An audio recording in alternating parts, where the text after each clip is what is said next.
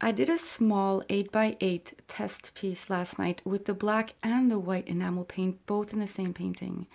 And I did use some silver, but you can't see it very much. Now I'm holding this straight in the sun. Like, check out the difference. Anywho, I just wanted to tell you that I tried a different ratio with the black.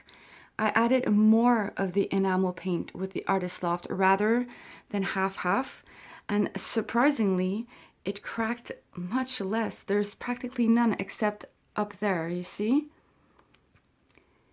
Now, I'm not ready to say that that's the ratio to use because this is a very small canvas, and sometimes the bigger you go, the more space for movement, so the more space for different reactions to happen.